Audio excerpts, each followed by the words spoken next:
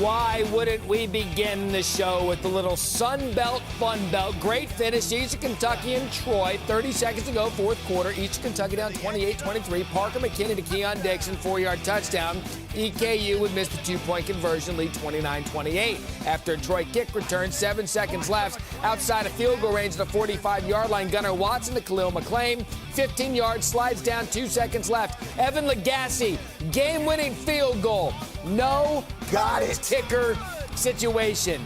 And we celebrate 31-29 in the beginning of college football final, really because I'm Sun Belt Fun Belt Matty. Everybody knows that. That's what we call Palmer, you. Joey Galloway, Matt Barrie alongside. Welcome into another edition of College Football Final. We were all looking forward to Georgia, Alabama. Third time these two teams have met, ranked in the top three. Would it live up to the hype? Would the offense be better than the defense? Alabama, Georgia, let's go. The big story coming in, Nick Saban cleared to coach after two negative COVID tests in the last 24 hours. They were negative. He's coaching. First play, second quarter. James Cook runs outside. Christian Harris goes with him, sets him better, takes advantage. James Cook is 5'11", 190 out of Miami. He can fly. The setup, Bennett looks out, sees the running back has a linebacker man-to-man coverage. You know where you're going with it. Go deep, go get it. 82-yard touchdown. Georgia takes a 14-7 lead. Jesse's got virtual lock implications on this one. Took Bama in the points. Under 6 to play. First and 10. Mac Jones to Jalen Waddle. And a good decision finding his best matchup. He's got Jalen Waddle in the slot working against Monty Rice, a linebacker. Not a perfect throw, but Waddle bails him out. But if it's not Waddle, it's Devontae Smith. Yeah, watch the timing. He throws this ball, gets it in the air before Smith makes his break, perfectly lays it up. Let Smith go get it. All right, under a minute to play in the half. Lined up to go for it. Fourth and inches. No. Christian Barmore, you can't do that. That's very un-Alabama-like. First down, Georgia. Saban doesn't like it. Mask below his nose. Third and goal. 28 seconds left. Bennett to Jermaine Burton. And Bennett had missed two wide-open guys in the end zone, but shows his poise on third down, hits the true freshman Burton. So Alabama would actually get a field goal out of it. Georgia would lead 24-20 at the half. Third quarter, Jones again to Waddle. You have to hit Mac Jones. If you give him time to get the ball up, he has way too many weapons outside. You can't cover them all. This one was Waddle. And, Jess, this is where we saw the separation a little bit from Alabama. 3rd and 10. Here comes Alabama's defense on Stetson. Yeah, and you knew after giving up 647 yards against Ole Miss, they were going to play with a chip on their shoulder. They did a great job with takeaways. Stetson Bennett a bit off the mark, trying to hit Burton on an in route. And on the back end, Malachi Moore there for the interception, and he helps flip the field. Much like a heavyweight fight, then it got body blow, body blow, body blow. Najee Harris in for the touchdown. Big momentum shift. Tide take a 34-24 lead. Let's go to the fourth quarter now. First play, fourth quarter, same score. Bennett pressured. Again, Alabama's defense comes up. Yeah, it really did. In the second half, they held Georgia scoreless. You see the 24 that's off in the first half. Bennett threw 3 interceptions in this game. When Alabama can get pressure with their front four, their defense is pretty good. And finally, ensuing Alabama possession. Jesse, let's just put a little Tabasco on this win. Yeah, it's crazy. You got Mac Jones back here to pass, looking for Devontae Smith. Look at the job climbing the ladder, catching the football, and then getting a foot down in the end zone. We talked about this being the unstoppable force against the immovable object. 564 yards of offense against that D. Unbelievable. No question. Tide roll 41-24. Well, it felt great. It was a great win for our team. It's a great win for our fans. You know, Georgia's got a great team, and this was the kind of game I guess you come to Alabama to play. And our players did a great job. They handled the disruption of the week very, very well, showed a lot of maturity, played a lot better in the second half. So kind of got control of the game. So I'm really proud of our players for the way they competed. We knew it was going to be a street fight. We knew we were going to have to go 15 rounds, and I'm really proud of the way they did that. Saban knocked off yet another AP-ranked opponent. Already had the most top 5, top 10, top 15 wins of any coach. But Saturday's win was his 86th against top 25 teams. Tying Joe Paterno, most all-time. The only 2 ranked opponents left in Alabama's schedule at the moment. Tennessee, which won't be ranked. Auburn, which won't be ranked. Kirby Smart, Dogs, still ranked, came out on the other end. Quarterback, I thought, played really well. They've got great skill players. We knew that coming in. We were able to contain them a little bit early. Thought we had some big stops in the red area in the first half, and then second half we couldn't do it. We didn't stop them. So, guys, the storyline coming in, best on best, Georgia best defense against that Alabama best offense. At the end of the day, Joey, it was the best offense that was better on Saturday. And this is the best offense in the country. I know Clemson's good. Trevor Lawrence will go #1 in the NFL draft. But with the weapons that Alabama has in the backfield and out wide and the way Mac Jones is playing, this is definitely the most explosive offense in the country right now. And you have to pick your poison. If you play man-to-man coverage, you take chances. They send the corner on a blitz. You know a safety has to cover your wide out when the corner goes. I used to love seeing the corner blitz because my quarterback knew if we picked it up, it's man-to-man on a safety. John Mechie gets behind, nice throw, touchdown.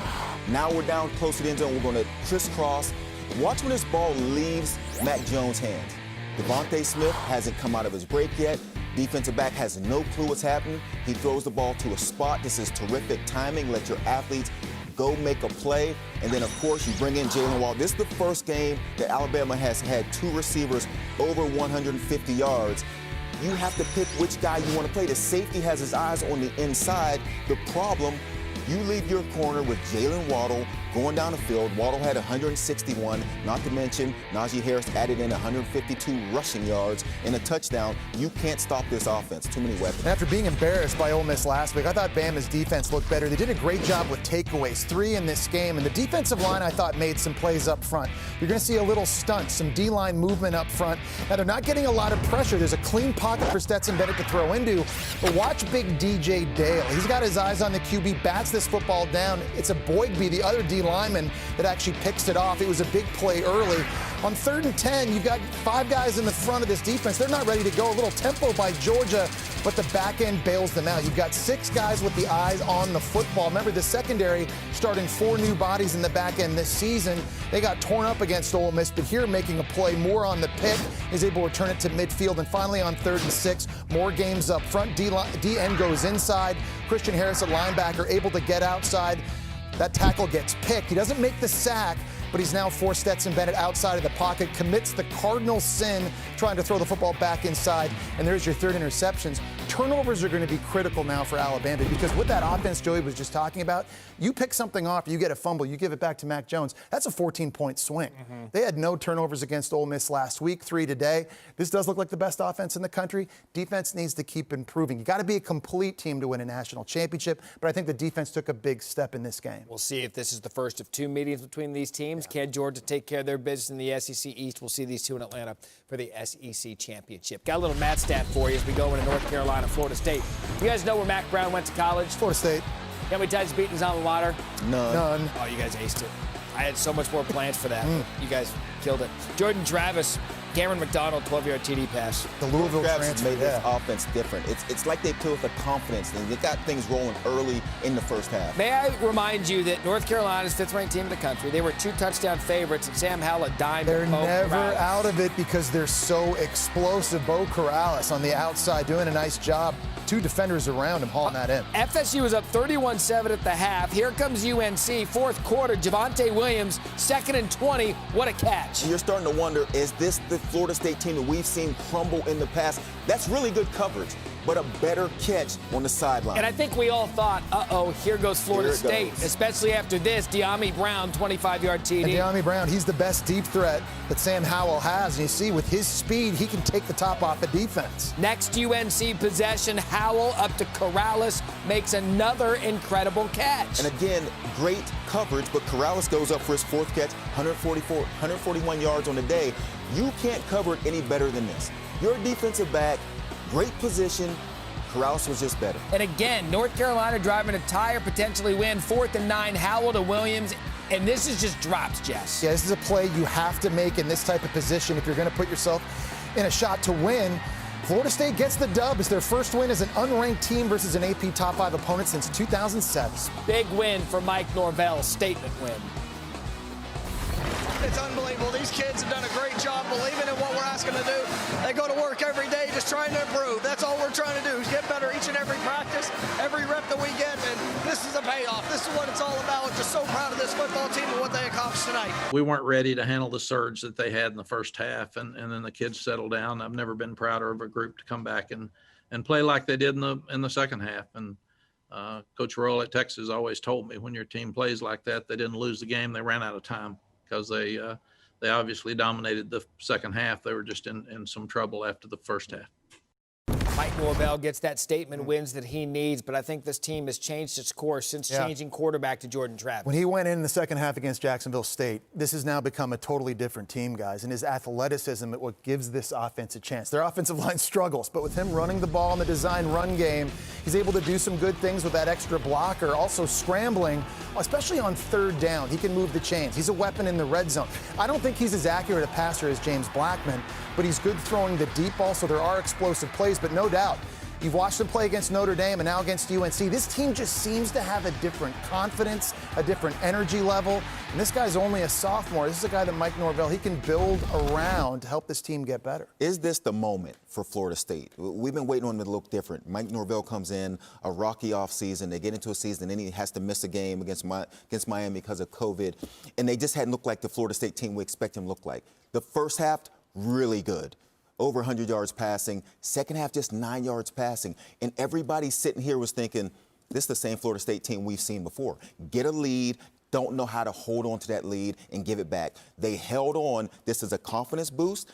Now can they build on this and be the Florida State team that we expect to see? I'll tell you what, for North Carolina, perhaps this is where the slide begins in the rankings because of the Big Ten coming back and the Ohio States, the Michigans, the Penn States. North Carolina did not look the part of a top 5 team on Saturday. Let's talk about another top 5 team, Notre Dame taking on Louisville at home. Really South Bend looking weather on Saturday. Cold, wet, cloudy. Ian Book, Kevin Austin Jr. touchdown early. They haven't had Kevin Austin Jr. because of injury, but he's one of their more dynamic playmakers offensively. Now, they would call this a touchdown. Review it.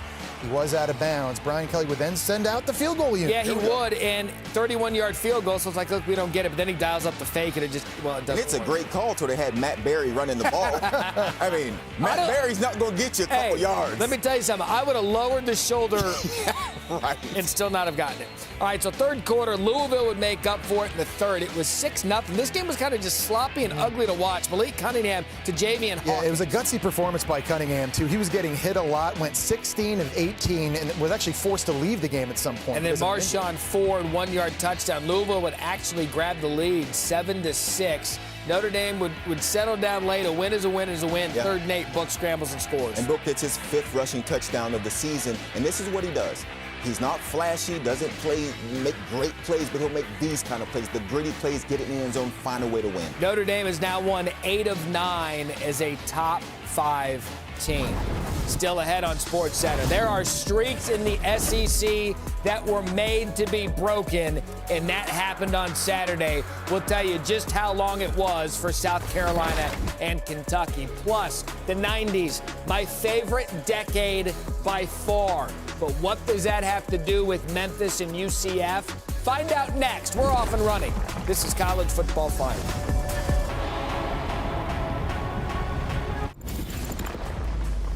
Welcome back to College Football Final. Gentlemen, it's time to get a little nostalgic on the program. You ready? There were so many streaks on Saturday that were broken. We have to pay the true respects to what they deserve. We're going to start 1933. Why? All right. Well, first of all, it's one of the worst years in history. I know. Just the Great Depression, No, one of the worst years of the Depression. Yeah, it was FDR took office, all that kind of stuff. What else happened then? Well, it was also the last time that South Carolina beat Auburn. Huh.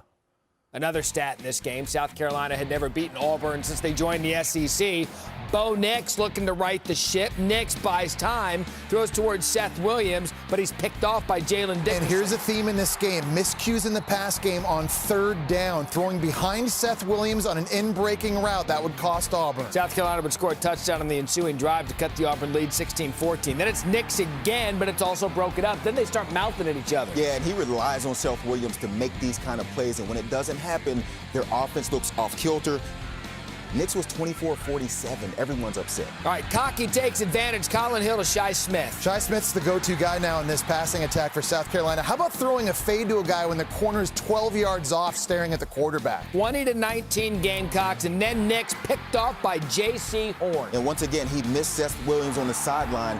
Throws the ball behind him. That's his 3rd interception of the game. This offense has rushed the ball pretty good, just can't throw it. All right, and here, Kevin Harris takes the handoff. This kid ran hard. Yeah, I think he's one of the best running backs in the SEC. All 3 of Bo Nix's interceptions led to touchdowns for South Carolina. So late 4th quarter, Auburn down 8. Nix can't find the open man, but heady scramble, 18-yard gain. Yeah, and he make plays with his feet. And you can see sometimes he's holding on to the ball, looking for running lanes, trying to run because he feels more comfortable running out of the pocket. So a last chance for Auburn, 9 seconds to play, 4th and 5, 12-yard line. Nix can't scramble for the first down. Tackled short. Take that, 1933. The depression of South Carolina not beating Auburn is over, 30-22. Will Muschamp loves it. We want to make them expend as much time as possible, take time off the clock, and against in the short zones, we're playing pretty well. We didn't play very clean today defensively, but we played extremely well in the red zone. Yeah, you got to man up. Your characters really got to come out. And I really believe our team will. And here's the thing about it. We're capable of being a good team. And, even though we had the turnovers, we did some things better than we did last week. All right, so we brought up the 1933 angle. AP poll had not been established. We had mentioned the Great Depression. The average new house. You could buy a house for 5 G's? Average cost, $5,700. It's worth a lot more today if you still had it. Can you imagine that? And the average gallon of gas? That's like what half the people pay in rent in Manhattan. 10 crazy. cents. Yeah, that's half a rent. All right, streak number 2. We're going to go back to 1984. Oh, this is more in our era. So we were around for this. That's the last time Kentucky Joey was in college. went to Rocky I might have Top. been on Beat I was getting weird at a play. You had MJ over there. He Thriller, all that good stuff. You had Ghostbusters. Palmer's wearing one glove like Michael Jackson. Celtics, Magic, zippers on my Lakers. jacket. I think Couldn't dance though. I was 6 years old. Okay. I was killing them. All right. 6 years Still old. look 6. Thanks. All right, so can Kentucky break the streak? 17 consecutive losses at Rocky Top. Jared Garantano picked off by Kelvin Joseph. He's not just happy with the interception, he takes it all the way. This is a Kentucky defense that had 6 interceptions last week against Mississippi State. They get it rolling early against Tennessee. Would you believe me if I told you Garantano did it again? And this is something Garantano was so good at through the first 2 games of the year, avoiding these types of mistakes. On the very next possession, trying to fit in a skinny post to the tight end, Jamin Davis takes this one 85 yards to the crib, 2 pick sixes on 2 consecutive possessions, and he gets benched. Guy's fixed, though, JT Shrout. We're going to bring him in. Bring him in. We're going to ignite this offense. We're going to get it going for Tennessee. Comes in ranked. Shrout slings it deep. Tennessee had a punt, a fumble, 2 pick sixes, another interception in their first 5 drives of the game. So that's not good. That's no way to start. That's not good. All right, so first Kentucky drive, second half, 3rd and goal. 3rd win over the Vols in the last 36 years for Kentucky, 34-7. That is a Mark Stoops beatdown, who, by the way, he was asked if he was going to enjoy the win. He said, he asked me if I'm happy about this win. I'm sitting on the bus, glass of bourbon, and I'm going home and we'll smoke a cigar. He says glass. Does that mean like large styrofoam cup? Red Solo Cup. Yeah. The classic cup. I'm thinking it wasn't a skinny pour. No, it was. And Jeremy Pruitt, not happy. It's like I just told the team. There's lots of areas that we need to improve, obviously. But it's more about creating the right habits. It's how you practice every single day, the work ethic, the creating the right habits, and it's on everybody within our organization to really improve that, So we've got to work hard to do that. All right, gentlemen, what was going on back in '84 when we were just young little freaks running around? You had the Flutie, Heisman Trophy, BYU won the national championship. Do you remember the Apple Macintosh? Incredible. I learned to type on that thing in high school. I didn't have one. You didn't have one? No, I didn't. What'd you have? I was still playing with my Atari. Joey's still hunting and pecking. I think I was playing duck hunt and shooting ducks. All right, gentlemen, time for the final flashback of the night. We're going to go back to 1990. Great Really year. good year. Why? Because it's the last time Memphis beat UCF. What was going on in 1990, you ask? Madonna, the Material Girl, was striking a pose. Stop it. Home Alone, Macaulay Culkin. Amazing parenting. Never The saw worst parenting ever. The fact Awesome that they parenting. didn't come take him away from the parents. And they did it Haven't seen again. that. Stunning. Is it a good movie? Phenomenal movie. Okay, good. That's Haven't seen it. That's a dog. I haven't seen it. Joe Montana. Oh, Cool Joe won his last Super Bowl back in 1990. Back in 1990. Not saw him. It was also, again, the reason we're telling you this, last time Memphis beat UCF. But they get it done on Saturday. This thing was a beatdown for a Lawrence portion of it, but here comes Brady White in Memphis. Javon Ivory, touchdown. I hope you like offense. Two explosive units going at it head-to-head. This one really would come down to which team had the ball last. All right, so early in the fourth quarter, ball deep in their territory, and Dylan Gabriel to Ryan O'Keefe. 93 yards with that Galloway breakaway speed. And O'Keefe had 4 catches, 175 in this touchdown. UCF goes up by 2 scores. With this offense, it's over. Way yeah, it's over. that Memphis is it's over. back. Helmet stickers. But then Brady White, Sean Dykes. 4th and goal. Coverage bust by UCF. Memphis would get the 2-point conversion. They were down 43-29. So it makes it a 6-point game, but here comes Gabriel again to Jacob Harris for the score. 2-point conversion fails. 12-point game. Again, it's over. Right, wrong. 3:48 to play. White dumps it to Kylan Watkins. White threw for 6 touchdowns in this game, and that's why it's not over, because they can come back and score points in a hurry. Now can they get a stop? It's a 5-point game. 3 and out. Memphis, 4th and 3. White rolls right. Flips it to Taj Washington. Big It's play. a great play call, and this offense really is designed on getting playmakers the football in space and allowing them to make people miss and make big plays. What a conversion. So then White rolls left, finds Calvin Austin the third. Memphis leads by 1. 2-point conversion fails. Here comes Gabriel. Jalen Robinson, 22 yards, puts him in field goal range, Joe. Robinson had 10 catches, 173, 2 touchdowns. Offense did their job. Now finish it, kicker. Do we have a college kicker situation? Oh, no. Daniel Obarski. Doesn't happen. And Memphis gets the win. I've been a part of these UCF-Memphis games, been on the wrong side of them. Obviously very proud of our guys' heart to come back and do what they did. Just so proud of them. Obviously, a lot of heart. And it's just these young men. It's been 30 years in the making. Yeah. 30 years since the last time Memphis beat UCF. And I'm so proud of these guys. 1990. Let's have a look back. Old Ty Detmer won the Heisman Trophy. Many thought he was going to be the first since Earl Campbell to win it twice. Did not. Colorado, AP national champions. Is that Eric Bieniemy? That team? Yeah, they I had took so a many visit guys out there after they won that. I was 90. I was graduating. I took a visit to Colorado. They had half the team was from Compton, California.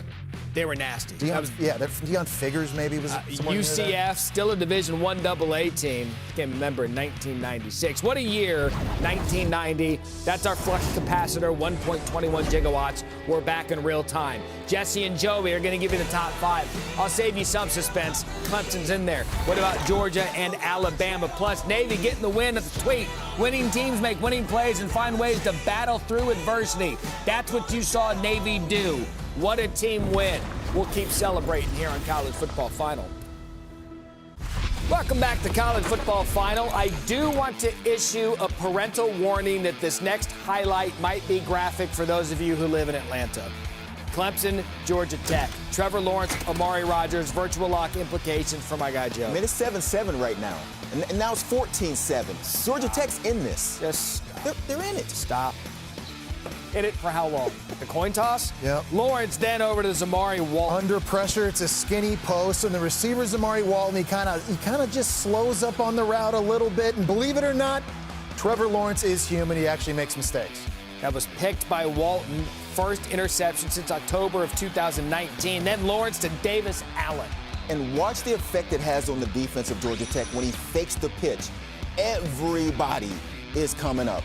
Easiest touchdown you ever see. I'm surprised they put that out there in this game. Really am. Why not?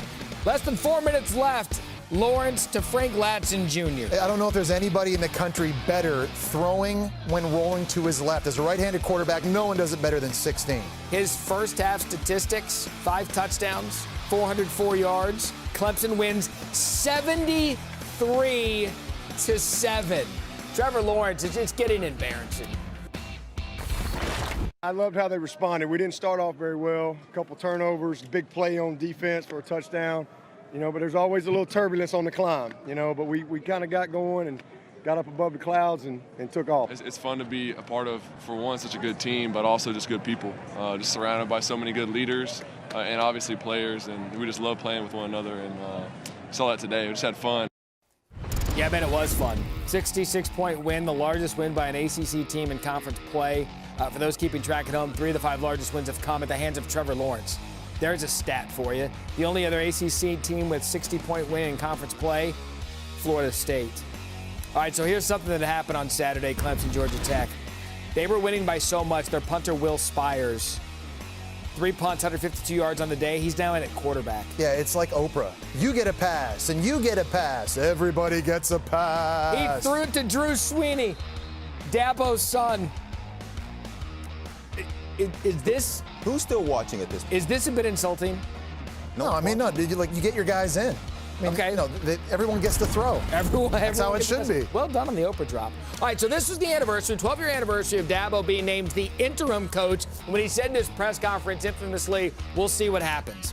Well, here's what happens. After he made his debut against Georgia Tech 12 years ago, look at the differences in the results, in the salary, and the career wins and the titles. I'd say life has been good. He's got a bigger house and a faster car. Yabo, Dabo, do. 2nd down and 9. Mack gives the signal. Devontae goes in motion behind him. Mack looks right. Pressure's coming. He'll throw long. Waddle's got it behind the defense. Leaves the DB on the ground. There you go. You ask, you get 90 yards. Tyson Campbell wondering what happened to Jalen Waddle. Has he left them behind for the touchdown? I do want to point out, might be the first of many meetings for Georgia and Alabama this year. Here's how Saturday affected the playoff. Entering the game, 53 for Georgia, 63 for Alabama. After the game, this courtesy of the All-State Playoff Predictor, Georgia falls to 40%, Alabama up to 77%. All right, now it's time to take a look at who you guys think could be in the college football playoff with the Capital One fan votes. Now, as me and Jesse go through our top 5, realize we're not ranking teams that we have not seen play yet. So that basically eliminates the Big Ten and the Pac-12. At least for one more week. Jess, go first. All right, number 5. I'm going Texas A&M. Still really impressed with their win against Florida. I love the way they run the ball with Isaiah Spiller. Very physical. And Kellen Mond's put some pretty good football together now the last 3 games. He's really only thrown one awful interception. That was the pick 6 against Alabama. His pick this past weekend wasn't really even his fault against Mississippi State. So I've got A&M right now at number 5. Joe. Almost went A&M too, but I like what Luke Fickell is doing with the Cincinnati Bearcats. 5? Yeah, I really like it. In conference, they're allowing just over 4 yards of play, and that's leading the conference right now. But they do play SMU next week. We know Shane Buechele will be throwing it around, so they're going to get a chance to prove just how good they are on the defensive side. You got number 4. Number 4, I'm going Notre Dame. Notre Dame. Yeah, Kieran Williams had another 100-yard game. It was a bit of a struggle against a Louisville team that we didn't expect to be that close, but they found a way to win, and when a team wins, I'm fine keeping them in the top 4. Yeah, I had them at number 5 last week. UNC lost, so I'm moving them up one spot. I think they're the best offensive line in college football. I love the way they run the ball as well. And I was impressed with their defense against Louisville and all that speed. They held them to just 233 yards. The big key is going to be Ian Book, though. A little bit inconsistent this past weekend. He's got to be better week in, week out. We're really going to find out how good they are when they play Clemson. Yeah, this is going to look come November 7th. Number 3, I'm keeping Georgia at 3. I know they lost against Alabama, but I still think this is the best defense in the country. I was impressed by the way they ran the ball. Stetson Bennett's going to have to avoid the turnovers, but to me, no change at number 3. Even in a loss, I like Georgia. I agree with you at number 3, everything about Georgia, and I'm going to go up to number 2 at Alabama. That offense, even though Clemson scored 73 points, Alabama has the best offense in the country. With John Mechie stepping up the way he has, you think about Devontae Smith and Jalen Waddle and Najee Harris in the backfield, the way Mac Jones is operating that offense, they're as explosive as anybody. And the defense improving. They've still got some work to do, but basically Bama's beaten my number 3 and my number 5. Clemson just beat an ACC opponent by 70 points. They're going to get Joe Ngata back at receiver soon. It's going to make them even better on offense. Joey, what's the line going to be against Syracuse next week? At least 50 points, and I'm still taking it. It was 27 this week for at least 50. I'm sticking with it. Back to you, Matt Barrie. Guys, good stuff. Can't wait to see what that line is. Now let's take a look at who you guys think could be in the college football playoff with the Capital One fan vote. 3 of the top 4 teams in this week's AP poll will be in action again, and the Big Ten joins the party as they return to play. Don't forget to give your Capital One fan vote on SportsCenter's Twitter handle on Monday. What about Pitt and Miami? De'Aaron King and the Hurricanes coming off the loss to Clemson. Could they bounce back against Pitt?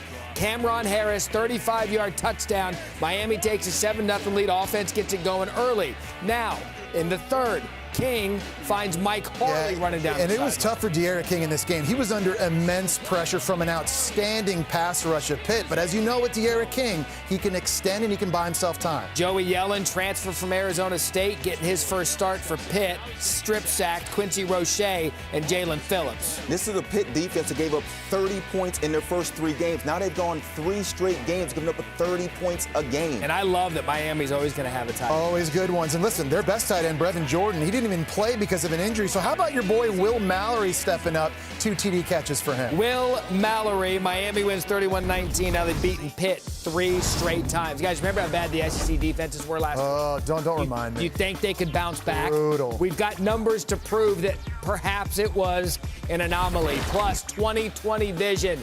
We're going to write the headlines for the next Power 5 conference to come into play. That and more coming up on College Football Final. All right, welcome back to College Football Final. More COVID news in the SEC. Dan Mullen tweeted on Saturday that he had tested positive for COVID-19. As of Wednesday, 21 players and 2 coaches have tested positive. Mullen's tweet, the first update given by Florida since then. By the way, worth pointing out, the game against LSU postponed. Their next week game against Mizzou has also been postponed. Let's keep it SEC. Texas A&M, Mississippi State. Old Jimbo coming off the big top 5 win against Florida. Tucker Day punting. Chris Russell Jr. comes in and blocks it. They're already up 7-0. Isaiah Spiller would run it in from a yard touchdown out the very next play and take a 14-0 lead. How do you feel about that point total? 55.5, Joe. Virtual lock. Not feeling good. A&M's defense had 6 sacks in this game. They held Mississippi State to -2 yards rushing. Tell you what, Kellen Mond's stacking some games on top of each other. Yeah, he is. And here he finds Aniyah Smith. They're out of the backfield. Aniyah Smith was a receiver last year. Now they got to play him playing more running back. It's been a nice change of pace for this A&M offense. KJ Costello out, Will Rogers in, same as it ever was for the Bulldogs. They've now combined for 30 points in the last 3 games after 44 in the season opener. Air raid grounded. Mike Leach not happy. You know, offensively, we were a bunch of pincushions out there. This is the 3rd program I've taken over, and you go out there and you see it in practice, so then you're certain it's going to be on the game field, and then you see it in practice some more, and you're certain it's going to be on the game field, and as frustrating as it is, it doesn't happen overnight, and I've never quite figured out why it doesn't, but it doesn't. Well, I think it's a win on the road in the SEC, which is a very good thing, and it's a hard thing. This is a tough place to come in and play. They were hungry. They were going to play hard. Our defense was outstanding in the day. They were the key, getting pressure in different packages. Got a big turnover. Got to set up a score. Got a block punt. They did great.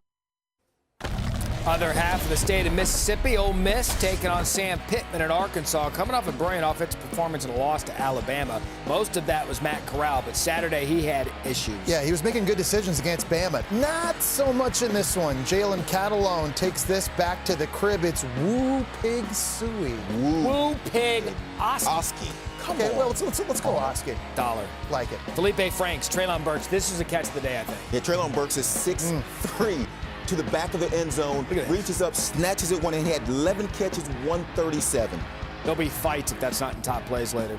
Just over 3 minutes to go. Corral tries to get him back in. It drops back and intercepts Grant Morgan. You just can't force the ball over the middle of the field into triple coverage. 6 picks on the game for Matt Corral. Lane Kiffin not happy. And what a great story for Sammy Pittman and old Woo Pig, snapping a 12-game home losing streak in the SEC.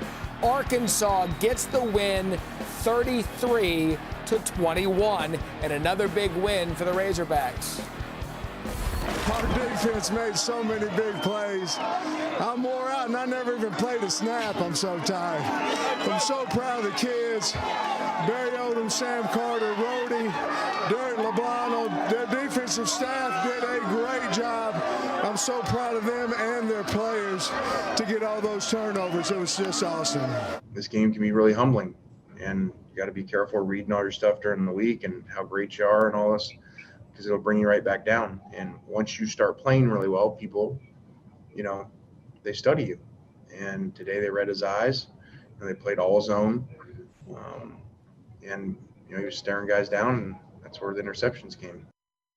Bonus helmet sticker, Barrie Odom, defensive coordinator for Arkansas, doing great things. Remember how bad the SEC defense was last week? They were awful. All the talk radio programs down south talking about it. Look at the difference between last week and this week. Yards per play, yards per game, points per game. Interceptions had to be up. Oh, interceptions. Dude, they matched last season's total. You left that off. It was, well, it's not on there, but great drop. So better day for the SEC defenses.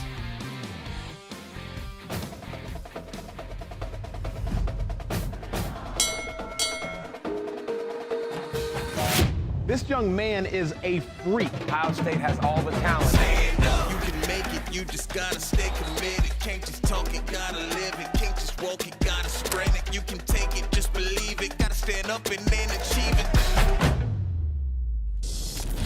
One of our favorite segments here on College Football Final this season, 2020 vision. Hindsight and everything's 2020, but we've got foresight. We're going to look ahead for 2020 vision because the Big Ten returning next week. We can't wait to watch them play. So we've actually got the headlines already written, and we're going to start with the Galloway Times leader. Yeah, Tom Day has his team ready. When the league shut down, Ohio State did not shut down. They were ready to roll. They add Trey Sermon, transfers from Oklahoma. That offense will put up points like an Alabama offense. Mad respect to the Ottawa Citizen. Can Minnesota row the boat to Indianapolis and win the Big Ten West? This offense is expected to be explosive. Tanner Morgan's back at QB after throwing 30 TDs a year ago. Last year's Big Ten Receiver of the Year, Rashad Bateman, he opted out, then opted back in. Mo Ibrahim toting the rock behind a huge offensive line. All 5 starters return.